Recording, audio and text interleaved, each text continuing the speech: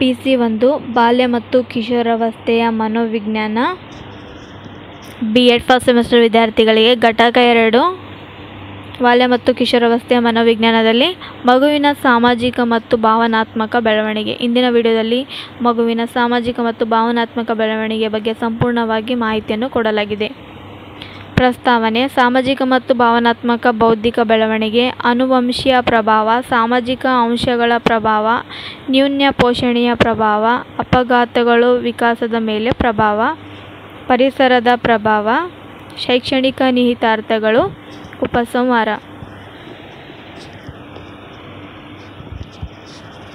ಪ್ರಸ್ತಾವನೆ: ಮಗುವಿನ ಬೌದ್ಧಿಕ, ಭಾವನಾತ್ಮಕ ಹಾಗೂ ಸಾಮಾಜಿಕ ವಿಕಾಸದ ಮೇಲೆ ಪ್ರಭಾವ ಬೀರುವ ಅಂಶಗಳನ್ನು ಮುಖ್ಯವಾಗಿ 2 ಅಂಶಗಳು ಪ್ರಭಾವ ಬೀರುತ್ತವೆ. ಆಂತರಿಕ ಮತ್ತು ಬಾಹ್ಯ ಅಂಶಗಳು ಮಗುವಿನ ಬೆಳವಣಿಗೆಯ ಮೇಲೆ ಪ್ರಭಾವ ಬೀರುವ ಅಂಶಗಳೆಂದು ವರ್ಗೀಕರಿಸಬಹುದಾಗಿದೆ. ಅವುಗಳನ್ನು ಈ ಮುಂದಿನಂತೆ ವಿವರಿಸೋಣ. ವಿದ್ಯಾರ್ಥಿಗಳೇ, ಮಗುವಿನ ಒಂದು ಬೆಳವಣಿಗೆ ಆಗ್ತಕ್ಕಂತಹ ಸಂದರ್ಭದಲ್ಲಿ ಅವನ ಭಾವನೆ, ಸಮಾಜದಲ್ಲಿರ್ತಕ್ಕಂತಹ ವಿಕಾಸದ ಮೇಲೆ ಆಗ್ತಕ್ಕಂತಹ ಬೀರುವ ಅಂಶ ಮುಖ್ಯವಾಗಿ 2 ಅಂಶಗಳಿವೆ. ಅಂತರ ಅಂದರೆ ಒಳಗಡೆ ಇರ್ತಕ್ಕಂಥ ಭಾವನೆ, ಬಾಹ್ಯ ಅಂದರೆ ಕಣ್ಣಿಗೆ ಕಾಣ್ತಕ್ಕಂತಹ ಅಂಶಗಳು. ಇವೆರಡರ ಬಗ್ಗೆ ನಾವು ಇಲ್ಲಿ ನೋಡೋಣ. ಸಾಮಾಜಿಕ ಮತ್ತು ಭಾವನಾತ್ಮಕ ಬೌದ್ಧಿಕ ಬೆಳವಣಿಗೆ. ಆನುವಂಶೀಯ ಪ್ರಭಾವ: ಮಗುವಿನ ವಿಕಾಸದ ಮೇಲೆ ಪ್ರಭಾವ ಬೀರುವ ಆಂತರಿಕ ಅಂಶಗಳೆಂದರೆ ಮಗುವಿನಲ್ಲಿಯೇ ಇದ್ದು ಮಗುವಿನ ಉತ್ತಮ ವಿಕಾಸಕ್ಕೆ ಕಾರಣವಾಗುತ್ತದೆ. ಇಲ್ಲಿ ಮಗುವಿನ ವಿಕಾಸದ ಮೇಲೆ ಪ್ರಭಾವ ಬೀರತಕ್ಕಂಥ ಮೊದಲನೇ ಅಂಶವೆಂದರೆ ಉತ್ತಮ ವಿಕಾಸವನ್ನು ನಾವು ಕಾರಣವಾಗುತ್ತದೆ. ಹೇಗೆ? ಆಂತರಿಕ ಅಂಶಗಳಲ್ಲಿ ಮುಖ್ಯವಾಗಿ ಆನುವಂಶೀಯತೆ, ದೇಹದ ಭಾಗಗಳನ್ನು ಅಸಮರ್ಪಕ ಕ್ರಿಯಾಶೀಲತೆ ಮುಂತಾದವುಗಳು ಮಗುವಿನಲ್ಲಿ ಉತ್ತಮ ಕ್ರಿಯಾಶೀಲ ವರ್ಣತಂತುಗಳು ವರ್ಗಾವಣೆಯಾಗಿರುವುದಿಲ್ಲವೋ ಅಂತಹ ಮಗು ವಿವಿಧ ಆನುವಂಶೀಯ ರೋಗಗಳಿಂದ ಬಳಲುತ್ತದೆ. ಬುದ್ಧಿಶಕ್ತಿಯ ಅಭಾವ ಉಂಟಾಗುತ್ತದೆ. ಅಂತಹ ಮಗು ಇತರರೊಂದಿಗೆ ಬೆಳೆಯಲು ಬಯಸುವುದಿಲ್ಲ. ಉದಾಹರಣೆ: ತಂದೆ ತಾಯಿಗಳಿಗೆ ಇರ್ತಕ್ಕಂತಹ ದೈಹಿಕ ಮತ್ತು ಬೌದ್ಧಿಕವಾಗಿರ್ತಕ್ಕಂಥ ಪೋಷಣೆ ಇರಲಿಲ್ಲ. ತಂದೆ ತಾಯಿಗಳ ಒಂದು ಸರಿಯಾಗಿ ಇರ್ತಕ್ಕಂಥ ದೈಹಿಕ ಮತ್ತು ಅವರ ಆರೋಗ್ಯ ಮತ್ತು ಅವರು ಪೌಷ್ಟಿಕವಾಗಿದ್ದಾರೆ ಇಲ್ಲ ತಂದೆ ತಾಯಿ, ಆ ಇಬ್ಬರ ಇರ್ತಕ್ಕಂಥ ಆನುವಂಶಿಕತೆ ಅವರ ಮಗುವಲ್ಲಿ ಬೆಳೆದು ಬರುತ್ತದೆ. ಅವರಲ್ಲಿ ಕೂಡ ಕೈಕಾಲುಗಳಾಗಿರ್ಬೋದು ಅಥವಾ ಬುದ್ಧಿಶಕ್ತಿ ಆಗಿರ್ಬೋದು, ಮೆಂಟಲಿ ಪ್ರಿಪೇರ್ ಇಂತಹ ಒಂದು ಕೆಲ ತಂದೆ ತಾಯಿಗಳ ಇರ್ತಕ್ಕಂಥ ಒಂದು ಆನುವಂಶೀಯತೆಯ ಪ್ರಭಾವ ಮಕ್ಕಳಲ್ಲಿ ಬೆಳೆದರೆ ಆ ಮಕ್ಕಳಿಗೆ ತುಂಬ ತೊಂದರೆಯನ್ನು ಅನುಭವಿಸುತ್ತಾರೆ. ಅವರು ರೋಗಗಳಿಂದ ಬಳಲುತ್ತಾರೆ ಅಥವಾ ಬುದ್ಧಿಶಕ್ತಿಯ ಕೂಡ ಅವರ ಅಭಾವ ಕೂಡ ಉಂಟಾಗುತ್ತದೆ. ಇದೇ ರೀತಿಯಲ್ಲಿ ಮಗುವಿನ ಅಂಗಾಂಗಗಳ ಅಸಮರ್ಪಕ ಬೆಳವಣಿಗೆ, ಉದಾಹರಣೆ ಕುರುಡುತನ, ಅಂಗಾಂಗಗಳ ಊನತೆ, ಕಿವುಡತನ, ಬುದ್ಧಿಮಾಂದ್ಯತೆ ಇವುಗಳು ಸಹ ಮಗುವಿನ ವಿಕಾಸದ ಮೇಲೆ ಪ್ರಭಾವವನ್ನು ಬೀರಿ ವಿಕಾಸವನ್ನು ಕ್ಷೀಣಿಸುತ್ತವೆ. ಉತ್ತಮ ಆನುವಂಶೀಯ ಗುಣಗಳಿದ್ದು ದೈಹಿಕ ಬೆಳವಣಿಗೆ ಸಮರ್ಪಕವಾಗಿದ್ದರೆ ಮಗುವಿನ ವಿಕಾಸವು ಉತ್ತಮವಾಗಿರುತ್ತದೆ. ಒಂದು ವೇಳೆ ಉತ್ತಮ ಆನುವಂಶೀಯ ಅಂದರೆ ಉತ್ತಮವಾಗಿರ್ತಕ್ಕಂಥ ಒಬ್ಬ ವಿದ್ಯಾರ್ಥಿ ಉತ್ತಮವಾಗಿದ್ದಾನೆ, ಕೈ ಕಾಲುಗಳು ಮತ್ತು ಚೆನ್ನಾಗಿ ನೋಡುವುದು ಅಥವಾ ಕಿವಿ ಚೆನ್ನಾಗಿ ಕೇಳುವುದು ಎಲ್ಲ ಉತ್ತಮವಾಗಿದ್ದರೆ ಅವನ ಒಂದು ಬೆಳವಣಿಗೆ ಸಮರ್ಪಕವಾಗಿ ಮಗುವಿನ ವಿಕಾಸ ಕೂಡ ಉತ್ತಮ ರೀತಿಯಲ್ಲಿ ಇರುತ್ತದೆ ಎಂದು ಹೇಳಬಹುದು. ಸಾಮಾಜಿಕ ಅಂಶಗಳ ಪ್ರಭಾವ: ಮಗುವಿನ ವಿಕಾಸದ ಮೇಲೆ ಪ್ರಭಾವ ಬೀರುವ ಬಾಹ್ಯ ಅಂಶಗಳಲ್ಲಿ ಮುಖ್ಯವಾದವುಗಳೆಂದರೆ ಆರೋಗ್ಯ, ನ್ಯೂನ ಪೋಷಣೆ, ಅಪಘಾತಗಳು, ಪರಿಸರ ಇತ್ಯಾದಿ ಅಂಶಗಳು. ಮಗುವಿನ ಆರೋಗ್ಯ ಉತ್ತಮವಾಗಿದ್ದಲ್ಲಿ ಮಗುವಿನ ಬೌದ್ಧಿಕ ಮಟ್ಟ ಹೆಚ್ಚಾಗುತ್ತದೆ. ಅನಾರೋಗ್ಯದಿಂದ ಬಳಲುವ ಮಗು ಬುದ್ಧಿಮಟ್ಟವನ್ನು ಅಭಿವೃದ್ಧಿಪಡಿಸಿಕೊಳ್ಳಲು ಆಗದಿರುವುದರಿಂದ ಮಾನಸಿಕವಾಗಿ ಹಿಂದಿರುತ್ತದೆ. ಅನಾರೋಗ್ಯದಿಂದಾಗಿ ಉತ್ತಮವಾಗಿರ್ತಕ್ಕಂಥ ಒಂದು ರೀತಿಯಲ್ಲಿ ಕೂಡ ಇಲ್ಲಿ ಮಗು ಬೆಳೆದು ಬಂದು ಹಾಗೆ ಸಾಮಾಜೀಕರಣ ಹೊಂದಲು ಕಷ್ಟವಾಗುತ್ತದೆ. ತನ್ನ ಗುಂಪಿನಿಂದ ಬೇರೆ ಮಗುವಾಗಿ ಉಳಿಯುತ್ತದೆ. ಅಂದರೆ ಸಾಮಾಜಿಕ ವಿಕಾಸ ಕುಂಠಿತವಾಗುತ್ತದೆ. ಎರಡನೆಯ ಒಂದು ಅಂಶದಲ್ಲಿ ಮಗುವಿನ ಮೇಲೆ ಯಾವ ರೀತಿಯಲ್ಲಿ ಪ್ರಭಾವ ಬೀರುತ್ತದೆ? ಸೊ ಆರೋಗ್ಯವಾಗಿರ್ತಕ್ಕಂಥ ಮಗು ನ್ಯೂನ ಪೋಷಣೆ, ಅಪಘಾತ, ಪರಿಸರದ ಇತ್ಯಾದಿ ಅಂಶಗಳಿಂದ ಬಳಲುತ್ತದೆ.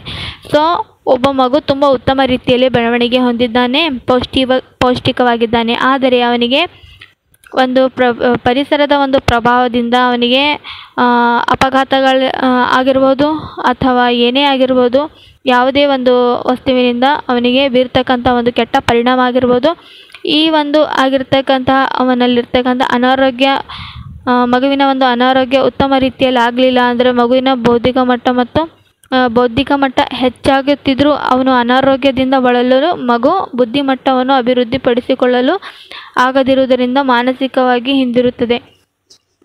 ಸೊ ಪರಿಸರದ ಒಂದು ಪ್ರಭಾವದಿಂದ ಅವನಿಗೆ ಆಗ್ತಕ್ಕಂತಹ ಒಂದು ದುಷ್ಟ ಪರಿಣಾಮಗಳಾಗಿರ್ಬೋದು, ಅಪಘಾತ ಆಗಿರ್ಬೋದು, ಇಂಥ ಒಂದು ಪರಿಣಾಮದಿಂದ ಅವನು ಬಳಲುತ್ತಿದ್ದರೆ ಅವನ ವಿಕಾಸ ಚೆನ್ನಾಗಿದ್ದರೂ, ಅವನು ಬೆಳವಣಿಗೆ ಚೆನ್ನಾಗಿದ್ದರೂ ಕೂಡ ತನ್ನ ಗುಂಪಿನಿಂದ ಬೇರೆ ಮಗುವಾಗಿ ಉಳಿಯುತ್ತದೆ. ಅಂದರೆ ಸಾಮಾಜಿಕ ವಿಕಾಸ ಕುಂಠಿತವಾಗುತ್ತದೆಂದು ಹೇಳಬಹುದು.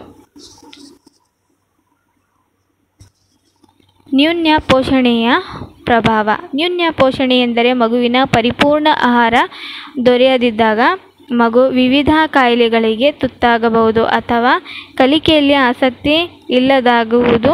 ಇಂತಹ ಸಂದರ್ಭದಲ್ಲಿಯೂ ಕೂಡ ಮಗುವಿನ ವಿಕಾಸ ಕುಂಠಿತವಾಗುತ್ತದೆ. ಮಗುವಿನ ಬೌದ್ಧಿಕ, ಭಾವನಾತ್ಮಕ, ಸಾಮಾಜಿಕ ವಿಕಾಸಕ್ಕೆ ಅಡ್ಡಿಯುಂಟಾಗುತ್ತದೆ. ಸೊ ಇಲ್ಲಿ ಮಗುವಿಗೆ ಚೆನ್ನಾಗಿ ಪೋಷಣೆ ಸಿಗಲಿಲ್ಲ, ಆಹಾರವನ್ನು ದೊರೆಯಲಿಲ್ಲ, ಮಗುವಿನ ಒಂದು ಪೋಷಣೆ ಸರಿಯಾಗಿ ಆಗಲಿಲ್ಲ ಅಂದರೆ ಅವನು ಹಲವಾರು ಕಾಯಿಲೆಗಳಿಂದ ಅವನು ತುತ್ತಾಗಬಹುದು. ಸೊ ಇಂಥ ಒಂದು ಕಲಿಕೆಯಲ್ಲಿ ಕೂಡ ಅವನ ಆಸಕ್ತಿ ಕೂಡ ಇರುವುದಿಲ್ಲ. ಯಾಕಂದರೆ ಅವನಿಗೆ ಆರೋಗ್ಯನೇ ಸರಿ ಇರಲಿಲ್ಲ ಅಂದರೆ, ಅವನು ಪೋಷಣೆ ಕೂಡ ಸರಿಯಾಗಿರಲಿಲ್ಲ ಅಂದರೆ ಅವನು ಕೂಡ ಕಲಿಕೆಯಿಂದ ಹಿಂದುಳಿಯುತ್ತಾನೆ. ಇಂಥ ಒಂದು ಸಂದರ್ಭದಲ್ಲಿ ಮಗುವಿನಲ್ಲಿರ್ತಕ್ಕಂಥ ವಿಕಾಸ ಹಿಂದುಳಿಯುತ್ತದೆ ಮತ್ತು ಬುದ್ಧಿಮಟ್ಟ ಕೂಡ ಕಡಿಮೆ, ಭಾವನೆಗಳು ಮತ್ತು ಸಮಾಜದಲ್ಲಿ ಅವನಿರ್ತಕ್ಕಂಥ ವ್ಯಕ್ತಿಗಳ ಒಂದು ಸಂಬಂಧದಲ್ಲಿ ಕೂಡ ವಿಕಾಸಕ್ಕೆ ಅಡ್ಡಿ ಉಂಟಾಗುತ್ತದೆ ಎಂದು ಹೇಳಬಹುದು. ಅಪಘಾತಗಳು ವಿಕಾಸದ ಮೇಲೆ ಪ್ರಭಾವ. ಅಪಘಾತಗಳು ಸಹ ಮಗುವಿನ ವಿಕಾಸದ ಮೇಲೆ ಪ್ರಭಾವ ಬೀರುವ ಕಾರಣಗಳು. ಮಗು ತನ್ನ ಜೀವಿತ ಕಾಲದಲ್ಲಿ ವಿವಿಧ ಬಗೆಯ ಅಪಘಾತಗಳಿಗೆ ತುತ್ತಾಗಬಹುದು. ತಾತ್ಕಾಲಿಕ ಅಂಗವಿಕಲತೆಯನ್ನುಂಟು ಮಾಡಬಹುದು ಅಥವಾ ಸ್ವಲ್ಪ ಮಟ್ಟಿನ ದೈಹಿಕ ತೊಂದರೆಯಾಗಬಹುದು. ಇವುಗಳು ಮಗುವಿನ ಬುದ್ಧಿಶಕ್ತಿ, ಭಾವನಾತ್ಮಕ ಬೆಳವಣಿಗೆ ಮತ್ತು ಸಾಮಾಜಿಕ ಬೆಳವಣಿಗೆಯ ಮೇಲೆ ಪ್ರಭಾವ ಬೀರುತ್ತವೆ. ಸೊ ಇಲ್ಲಿ ಮಗು ಹಲವಾರು ಅಪಘಾತಗಳಿಂದ ಸಹ ಕೂಡ ಅವನು ವಂಚಿತನಾಗುತ್ತಾನೆ. ಏಕೆಂದರೆ ಅವನು ಜೀವನದಲ್ಲಿ ಬದುಕಬೇಕಾದರೆ ಒಳ್ಳೆಯ ಆರೋಗ್ಯ ಕೂಡ ಬೇಕು. ಆರೋಗ್ಯ ಜೊತೆಯಲ್ಲಿ ಕೂಡ ಪರಿಸರದ ಕೆಲವೊಂದು ಪ್ರಭಾವಗಳಿಂದ ಅವನಿಗೆ ಅಪಘಾತಗಳಿಂದ ಅವನು ತುತ್ತಾಗಬಹುದು. ಇಂಥ ಒಂದು ತಾತ್ಕಾಲಿಕ ಅಂಗವಿಕಲತೆಯನ್ನುಂಟು ಮಾಡಬಹುದು ಅಥವಾ ಅವನು ಸ್ವಲ್ಪ ಮಟ್ಟಿಗೆ ದೈಹಿಕವಾಗಿ ತೊಂದರೆ ಕೂಡ ಅನುಭವಿಸಬಹುದು. ಈ ರೀತಿಯಲ್ಲಿ ಬುದ್ಧಿಶಕ್ತಿ ಮತ್ತು ಭಾವನೆಗಳ ಬೆಳವಣಿಗೆ ಮೇಲೆ ಪರಿಣಾಮವನ್ನು ಬೀರಿ ಸಮಾಜದಲ್ಲಿ ಮತ್ತು ಸಾಮಾಜಿಕ ವ್ಯವಸ್ಥೆಯಲ್ಲಿ ಕೂಡ ಬೆಳವಣಿಗೆ ಮೇಲೆ ಆ ಒಂದು ಮಗುವಿಗೆ ಪರಿಣಾಮ ಬೀರಬಹುದು. ಹೀಗೆ ಅಪಘಾತಗಳು ವಿಕಾಸದ ಮೇಲೆ ಪ್ರಭಾವವನ್ನು ಬೀರುತ್ತವೆ. ಪರಿಸರದ ಪ್ರಭಾವ. ಮಗುವಿನ ವಿಕಾಸದ ಮೇಲೆ ಹೆಚ್ಚಿನ ಪರಿಣಾಮ ಬೀರುವ ಅಂಶವೆಂದರೆ ಪರಿಸರ. ಮಗುವಿನ ಬೌದ್ಧಿಕ, ಭಾವನಾತ್ಮಕ ಮತ್ತು ಸಾಮಾಜಿಕ ವಿಕಾಸವು ಮಗುವು ಬೆಳೆಯುವ ಪರಿಸರವನ್ನು ಹೆಚ್ಚಾಗಿ ಅವಲಂಬಿಸಿರುತ್ತದೆ. ಉತ್ತಮ ಪರಿಸರವನ್ನು ಒದಗಿಸಿಕೊಟ್ಟಲ್ಲಿ ಮಗುವಿನ ವಿಕಾಸವು ಉತ್ತಮವಾಗಿರುತ್ತದೆ. ತಂದೆ ತಾಯಿಯರ ಆರ್ಥಿಕ, ಸಾಮಾಜಿಕ ಸ್ಥಾನಮಾನ ಮತ್ತು ವಿದ್ಯಾಭ್ಯಾಸವು ಮಗುವಿನ ವಿಕಾಸದ ಮೇಲೆ ಪ್ರಭಾವ ಬೀರುತ್ತವೆ. ವಿದ್ಯಾವಂತ ತಂದೆ ತಾಯಿಯರು ಮಗುವಿನ ವಿಕಾಸದ ಮೇಲೆ ಕಾಳಜಿ ವಹಿಸುವರು. ಆರ್ಥಿಕ ಸ್ಥಿತಿ ಉತ್ತಮವಾಗಿರುವ, ಉನ್ನತ ಸಾಮಾಜಿಕ ಸ್ಥಾನದಲ್ಲಿರುವ ಶ್ರೀಮಂತ ಪರಿಸರ ಮಗುವಿನ ವಿಕಾಸಕ್ಕೆ ಪೂರಕವಾಗಿ ಅಂಶಗಳಾಗಿ ಉತ್ತಮ ಕೌಟುಂಬಿಕ ಹಿನ್ನೆಲೆ, ಶಾಲೆ ಹಾಗೂ ಸಾಮಾಜಿಕ ಪರಿಸರಗಳು ಮಗುವಿನ ವಿಕಾಸಕ್ಕೆ ದಾರಿದೀಪವಾಗಿವೆ. ಸೊ ಇಲ್ಲಿ ಪರಿಸರದ ಪ್ರಭಾವ ಕೂಡ ಯಾವ ರೀತಿಯಲ್ಲಿ ಬೇಕು ಮಗುವಿಗೆ ಅಂದರೆ, ಮಗುವಿನ ಒಂದು ಒಳ್ಳೆಯ ವಿಕಾಸ ಆಗಬೇಕು ಅಂದರೆ, ಅವನಿಗೆ ಒಂದು ಪರಿಣಾಮ ಒಳ್ಳೆಯ ರೀತಿಯಾಗಿರಬೇಕು ಅಂದರೆ, ಅವನಿಗೆ ಬೌದ್ಧಿಕವಾಗಿ, ಭಾವನಾತ್ಮಕ ಮತ್ತು ಸಮಾಜದಲ್ಲಿರ್ತಕ್ಕಂಥ ಮತ್ತು ವಿಕಾಸ ಕೂಡ ಚೆನ್ನಾಗಿ ಆಗಬೇಕು ಅಂದರೆ ಅವರ ಉತ್ತಮ ಪರಿಸರವನ್ನು ಹೊಂದಿರಬೇಕು ಅವನು. ಮತ್ತು ವಿಕಾಸ ಕೂಡ ಚೆನ್ನಾಗಾಗುತ್ತೆ. ಮತ್ತು ತಂದೆ ತಾಯಿಯರ ಒಂದು ಮನೆಯಲ್ಲಿರ್ತಕ್ಕಂತಹ ಕುಟುಂಬ ಸದಸ್ಯರಲ್ಲಿರ್ತಕ್ಕಂಥ ಮನೆಯ ವಾತಾವರಣ ಕೂಡ ಆರ್ಥಿಕ ಸ್ಥಿತಿಯಲ್ಲಿ, ಸಾಮಾಜಿಕ ಸ್ಥಿತಿಯಲ್ಲಿ ಒಂದು ಸ್ಥಾನಮಾನ, ವಿದ್ಯಾಭ್ಯಾಸದ ಮಗುವಿನ ಒಂದು ವಿಕಾಸ ಮೇಲೆ ಪ್ರಭಾವ ಬೀರ್ತಕ್ಕಂಥ ಇನ್ನೊಂದು ಅಂಶವೆಂದರೆ ಮನೆಯಲ್ಲಿ ಕೂಡ ತಂದೆ ತಾಯಿಯರ ಒಂದು ಪರಿಸರ ಕೂಡ ಒಳ್ಳೆಯ ರೀತಿಯಾಗಿ ಬೆಳೆದಿರಬೇಕು. ಶೈಕ್ಷಣಿಕ ನಿಹಿತಾರ್ಥಗಳು. ಮಗುವಿಗೆ ಸಾಧ್ಯವಾದಷ್ಟು ಮಟ್ಟಿಗೆ ಜ್ಞಾನೇಂದ್ರಿಯಗಳನ್ನು ಉಪಯೋಗಿಸಲು ಅವಕಾಶ ನೀಡುವ ಅನ್ವೇಷಣೆ ಪ್ರವೃತ್ತಿಯನ್ನು ಪೋಷಿಸುವ ಆಟಗಳಿಗೆ ಹಸುಳೆತನದಲ್ಲಿ ಹೆಚ್ಚಿನ ಪ್ರಾಧಾನ್ಯತೆ ನೀಡಬೇಕು. ಸೊ ಮಗುವಿಗೆ ಸಾಧ್ಯವಾದಷ್ಟು ಮಟ್ಟಿಗೆ ನಾವು ಜ್ಞಾನೇಂದ್ರಿಯಗಳನ್ನು ಉಪಯೋಗಿಸಲು ಅಂದರೆ ಕಣ್ಣು, ಮೂಗು, ಬಾಯಿ ಇಂಥವೆಲ್ಲ ಕಣ್ಣಿನಿಂದ ನೋಡಿದರೆ ಆ ಒಂದು ಕೆಲಸ ಏನು ಅಂತಕ್ಕಂಥದ್ದನ್ನು ತಿಳಿದು ಬರಬೇಕು. ಮತ್ತು ಹೇಳಿದರೆ ಉತ್ತರ ಕೊಡ್ತಕ್ಕಂಥದ್ದನ್ನು ಇರಬೇಕು. ಅಂಥ ಒಂದು ಜ್ಞಾನೇಂದ್ರಿಯಗಳಿಂದ ಏನು ಮಾಡಬೇಕು, ಕೆಲಸಗಳ ಮಾಡ್ತಕ್ಕಂಥ ಒಂದು ಮಗುವಿನ ಪ್ರವೃತ್ತಿಯನ್ನು ಪೋಷಣೆಯನ್ನು ನೀಡ್ತಕ್ಕಂಥದ್ದಾಗಿದೆ. ಸೊ ಮಗುವಿಗೆ ಕಥೆಗಳನ್ನು ಹೇಳುವುದು, ಚಿತ್ರಗಳನ್ನು ತೋರಿಸುವುದು, ಸಂಭಾಷಣೆಗೆ ಒಳಪಡಿಸುವ ಚಟುವಟಿಕೆಗಳು ಮಗುವಿನ ವಾಕ್ ಚಾತುರ್ಯವನ್ನು ಹೆಚ್ಚಿಸುತ್ತದೆ. ಸೊ ಈ ರೀತಿಯಾಗಿ ಮಗುವಿಗೆ ಕಥೆಯನ್ನು ಹೇಳುವುದರ ಮುಖಾಂತರ, ಚಿತ್ರಗಳನ್ನು ತೋರಿಸುವುದರ ಮುಖಾಂತರ ಹಲವಾರು ಒಂದು ಸಂಭಾಷಣೆಯ ಒಳಪಡಿಸುವ ಚಟುವಟಿಕೆಗಳನ್ನು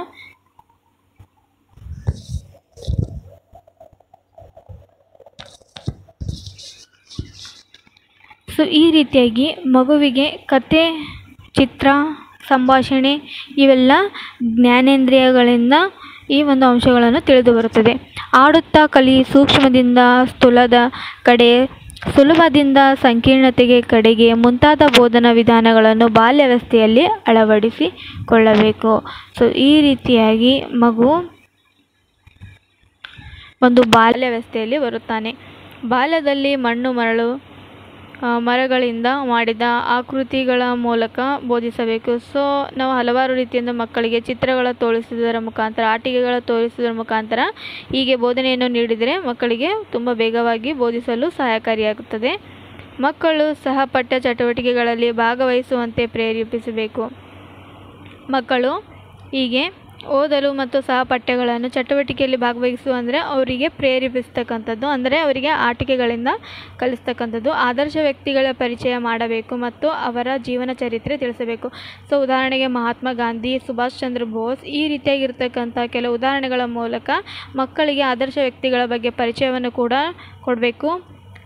ಪ್ರವಾಸಗಳು, ವಸ್ತು ಪ್ರದರ್ಶನಗಳನ್ನು, ಕಾರ್ಯಾಗಾರಗಳನ್ನು, ವಸ್ತು ಸಂಗ್ರಹಾಲಯಗಳು ಸಹ ಮಗುವಿನ ವಿಕಾಸಕ್ಕೆ ಪೋಷಕಗಳಾಗಿರುವುದರಿಂದ ಅಂಥ ಚಟುವಟಿಕೆಗಳನ್ನು ಶಾಲೆಗಳಲ್ಲಿ ಕೈಗೊಳ್ಳಬೇಕು. ಸೊ ಹಲವಾರು ಪ್ರವಾಸಗಳ ಮುಖಾಂತರ ನಾವು ಮಕ್ಕಳನ್ನು ಪ್ರೇರಿಸ್ತಕ್ಕಂಥದ್ದು, ಕಾರ್ಯಗಳು, ವಸ್ತು ಸಂಗ್ರಹಾಲಯ ಇರತಕ್ಕಂಥ ವಿಕಾಸ, ಈ ರೀತಿಯಾಗಿ ಹಲವಾರು ರೀತಿಯಿಂದ ಮಕ್ಕಳಿಗೆ ಚಟುವಟಿಕೆ ಮಾಡುವುದರಿಂದ ಮಕ್ಕಳಿಗೆ ಪ್ರೋತ್ಸಾಹವನ್ನು ಕೂಡ ನೀಡುತ್ತದೆ. ಮಗುವಿಗೆ ಸಮಸ್ಯೆ ಪರಿಹಾರ ಪದ್ಧತಿಯನ್ನು ಕೂಡ ತಿಳಿಸಬೇಕು ಮತ್ತು ಮನೋರಂಜನೆಯಂತಹ ಒಂದು ಕಾರ್ಯಕ್ರಮ ಏರ್ಪಡಿಸುವುದರಿಂದ ಮಗುವಿನ ಮಾನಸಿಕ ವಿಕಾಸ, ಬೋಧನೆಯಲ್ಲಿ ದೃಶ್ಯ ಶ್ರವಣೋಪಕರಣಗಳನ್ನು ಬಳಸಿಕೊಳ್ಳುವುದರಿಂದ ಮಗುವಿನ ಮಾನಸಿಕ ಮಟ್ಟ ಹೆಚ್ಚುತ್ತದೆ. ಸೊ ಈ ರೀತಿಯಾಗಿ ಮಗುವಿನ ಒಂದು ಪರಿಸರದ ಮುಖಾಂತರ ಮತ್ತು ಮನೋರಂಜನೆ ಕಾರ್ಯಕ್ರಮ ಇಂಥ ಒಂದು ಅಳವಡಿಸಿಕೊಂಡರೆ ಮಾನಸಿಕ ವಿಕಾಸ ಕೂಡ ಬೇಗ ಆಗುತ್ತದೆ. ಬೋಧನೆಯಲ್ಲಿ ಕೂಡ ಬಳಸ್ತಕ್ಕಂಥ ಒಂದು ಶ್ರವಣ ಉಪಕರಣಗಳನ್ನು ಕೂಡ ಈ ಒಂದು ಮಾನಸಿಕ ಮಟ್ಟವನ್ನು ಹೆಚ್ಚುತ್ತದೆ.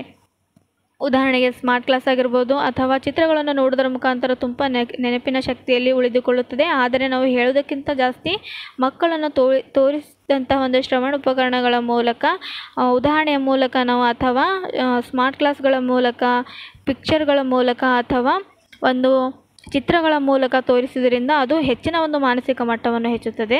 ಮಕ್ಕಳ ಸಾಮರ್ಥ್ಯಕ್ಕೆ ಮೀರಿದ ಸಾಧನೆಗಳನ್ನು ತಂದೆ ತಾಯಿಗಳಾಗಲಿ ಶಿಕ್ಷಕರಾಗಲಿ ನಿರೀಕ್ಷಿಸಬಾರದು. ಮಕ್ಕಳ ಸಾಮರ್ಥ್ಯಕ್ಕೆ ತಕ್ಕಂಥ ಪಠ್ಯಕ್ರಮ ಇರಬೇಕು.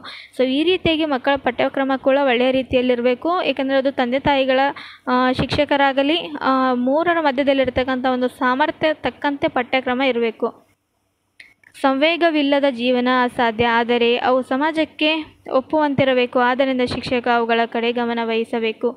ಅಹಿತಕರ ಸಂವೇಗಗಳು ಕಡಿಮೆ ಇರಬೇಕು. ಇಲ್ಲದಿದ್ದರೆ ಮಾನಸಿಕ ಆರೋಗ್ಯ ಕೆಡುತ್ತದೆ, ಕೆಟ್ಟ ಚಾಳಿಗಳು ಅಭ್ಯಾಸವಾಗುತ್ತದೆ. ಸಂವೇಗನು ಕ್ರಿಯೆಗಳನ್ನು ನಿಯಂತ್ರಿಸಲು ಯುಕ್ತ ಮಾರ್ಗದರ್ಶನಗಳನ್ನು ಪೂರ್ವ ಬಾಲ್ಯಾವಸ್ಥೆಯಲ್ಲಿಯೇ ನೀಡಬೇಕು. ಸೊ ನೋಡಿ, ಗಿಡವಾಗಿ ಬಗ್ಗಿದ್ದಲ್ಲ ಮರವಾಗಿ ಬಗ್ಗಿತು ಅಂತಕ್ಕಂಥ ಒಂದು ಗಾದೆ ಮಾತಿನಿಂದ ನಾವು ಹೇಳಬಹುದು. ಮಕ್ಕಳು ಚಿಕ್ಕವರಿದ್ದಾಗಲೇ ಒಂದು ಶಿಕ್ಷಕರು ಅವುಗಳ ಕಡೆ ಗಮನ ವಹಿಸಬೇಕು. ಇಲ್ಲದಿದ್ದರೆ ಅಹಿತಕರ ಸಂವೇಗ ಕಡಿಮೆ ಇರಬೇಕು. ಸೊ ಇಲ್ಲ ಮಾನಸಿಕ ಆರೋಗ್ಯ ಕೆಡುತ್ತದೆ ಅಥವಾ ಕೆಟ್ಟ ಚಾಳಿಗಳು, ಕೆಟ್ಟ ಅಭ್ಯಾಸ ಆಗಿರ್ಬೋದು, ಇಂಥವೆಲ್ಲ ಮಕ್ಕಳು ಕಲಿತುಕೊಳ್ಳುತ್ತಾರೆ. ಇಂಥ ಒಂದು ವಯಸ್ಸಿನಲ್ಲಿ ತುಂಬ ಪೋಷಕರು ಮತ್ತು ಶಿಕ್ಷಕರ ಮಧ್ಯದಲ್ಲಿರತಕ್ಕಂಥ ಒಂದು ಸಂಯೋಗ ಮಕ್ಕಳಿಂದ ತುಂಬ ಉತ್ತಮ ರೀತಿಯಲ್ಲಿರಬೇಕು. ಸಮರ್ಪಕ ಸಾಮಾಜೀಕರಣಕ್ಕೆ ಅಗತ್ಯವಾದ ಅನುಭವಗಳು ಹಸುಳೆತನದಲ್ಲಿ ಮಗುವಿಗೆ ದೊರೆಯಬೇಕು. ಸಾಮಾಜಿಕ ಕಟ್ಟುಪಾಡುಗಳಿಂದ ಮಗುವನ್ನು ಬಂಧಿಸದೆ ಸಾಮಾಜೀಕರಣ ಹೊಂದುವಂತೆ ಶಿಕ್ಷಕರನ್ನು ನೀಡಬೇಕು. ಸೊ ಈ ಒಂದು ಸಮಾಜದಲ್ಲಿರ್ತಕ್ಕಂಥ ಹಲವಾರು ಹಸುಳೆತನ ಮಗುವಿನ ಒಂದು ಸಾಮಾಜಿಕ ರೀತಿಯಲ್ಲಿರ್ತಕ್ಕಂಥ ಹಲವಾರು ಬಂದಿಗಳನ್ನು ನಾವು ಮಕ್ಕಳನ್ನು ಶಿಕ್ಷಣವನ್ನು ಕೊಡಬೇಕು. ಶಾಲೆಯಲ್ಲಿ ಕೂಡ ವಿದ್ಯಾರ್ಥಿ ಸಂಘ ಮತ್ತು ವಿದ್ಯಾರ್ಥಿ ಸರ್ಕಾರಗಳು ಸ್ಥಾಪಿಸವಾಗುವುದು ಸುಖವೆನಿಸುವುದು. ಶಿಬಿರಗಳು, ಪ್ರವಾಸಗಳು ಹೀಗೆ ಹಲವಾರು ರೀತಿಯಿಂದ ಸಮರ್ಪಕವಾಗಿರ್ತಕ್ಕಂಥ ಮಕ್ಕಳಿಗೆ ಬೋಧನೆಯನ್ನು ಕೊಡ್ತಕ್ಕಂಥದ್ದು. ಸಮರ್ಪಕವಾಗಿರ್ತಕ್ಕಂಥ ಸಾಮಾಜೀಕರಣಕ್ಕೆ ಅಗತ್ಯವಾದ ಅನುಭವಗಳು ಹಸುಳುತನದಲ್ಲಿ ಮಗುವಿನ ದೊರೆಯಬೇಕು. ಸಾಮಾಜಿಕ ಕಟ್ಟುಪಾಡುಗಳಿಂದ ಮಗುವನ್ನು ಬಂಧಿಸದೆ ಸಾಮಾಜೀಕರಣ ಹೊಂದುವಂತೆ ಶಿಕ್ಷಕರನ್ನು ನೀಡಬೇಕು. ಸೊ ಇವೆಲ್ಲ ರೀತಿಗಳಿಂದ ಎಲ್ಲ ಅನುಭವಗಳಿಂದ ಮಕ್ಕಳನ್ನು ಯಾವ ರೀತಿಯಾಗಿ ಸಮಾಜದಲ್ಲಿ ಒಳ್ಳೆಯ ರೀತಿಯಲ್ಲಿರ್ತಕ್ಕಂಥ ಶಿಕ್ಷಣವನ್ನು ಕೂಡ ನೀಡಬೇಕು. ಶಾಲೆಗಳಲ್ಲಿ ವಿದ್ಯಾರ್ಥಿ ಸಂಘ ಮತ್ತು ವಿದ್ಯಾರ್ಥಿ ಸರ್ಕಾರಗಳ ಸ್ಥಾಪಿತವಾಗುವುದು ಸೂಕ್ತವೆನಿಸುವುದೇ. ಶಿಬಿರಗಳು, ಪ್ರವಾಸಗಳು, ಸ್ಕೌಟ್, ಸೇವಾದಳ, NSS ಮುಂತಾದ ಮಾಧ್ಯಮಗಳು ಸಾಮಾಜಿಕ ವಿಕಾಸಕ್ಕೆ ಪೂರಕವಾಗಿರುವುದರಿಂದ ಅಂಥ ಚಟುವಟಿಕೆಗಳನ್ನು ಶಾಲೆಗಳಲ್ಲಿ ಆಚರಣೆ ತರಬೇಕು. ಸೊ ಹಲವಾರು ಇರ್ತಕ್ಕಂಥ ವಿದ್ಯಾರ್ಥಿಗಳಿಗೆ ನಾವು ಶಿಬಿರಗಳು, ಪ್ರವಾಸಗಳು, ಹೀಗೆ ಸ್ಕೌಟ್ಗಳ ಬಗ್ಗೆ ಮಾಹಿತಿಗಳನ್ನು ಕೊಟ್ಟರೆ ಅವರೆಲ್ಲರಿಗೂ ಕೂಡ ಇವೆಲ್ಲ ಆಚರಣೆ ಕೂಡ ಗೊತ್ತಾಗುತ್ತದೆ. ಸಾಮಾಜಿಕ ವರ್ತನೆಯ ಪಕ್ವತೆ ಉಂಟಾಗುವುದು ಶಾಲಾ ಚಟುವಟಿಕೆಗಳ ಒಂದು ಗುರಿಯಾಗಬೇಕು. ಸೊ ಈ ರೀತಿಯಾಗಿ ಮಕ್ಕಳಿಗೆ ಇವೆಲ್ಲ ಜ್ಞಾನವನ್ನು ಕೊಡಬೇಕು ಅಂದರೆ ಈ ಒಂದು ಶಾಲೆಯ ಒಂದು ಚಟುವಟಿಕೆ ಕೂಡ ಉತ್ತಮ ಗುರಿಯನ್ನು ಸಾಧನೆಯಾಗಿರಬೇಕು. ಕೊನೆಯದಾಗಿ ಉಪಸಂಹಾರ. ಒಟ್ಟಿನಲ್ಲಿ ಹೇಳುವುದಾದರೆ ಮಗುವಿನ ಮಾನಸಿಕ, ಸಂವೇಗಾತ್ಮಕ ಮತ್ತು ಸಾಮಾಜಿಕ ವಿಕಾಸಕ್ಕೆ ಆನುವಂಶಿಕತೆಗಿಂತ ಪರಿಸರವು ಹೆಚ್ಚಿನ ಪ್ರಭಾವವನ್ನು ಬೀರುತ್ತದೆ. ಆದ್ದರಿಂದ ಮಗುವಿನ ಕುಟುಂಬದಲ್ಲಿ ಹಾಗೂ ಶಾಲೆಯಲ್ಲಿ ಪೂರಕವಾದ ಉತ್ತಮ ಪರಿಸರವನ್ನು ನಿರ್ಮಾಣ ಮಾಡಬೇಕು. ಇದು ಪ್ರತಿಯೊಬ್ಬ ಶಿಕ್ಷಕನ ಆದ್ಯ ಕರ್ತವ್ಯವಾಗಿದೆ.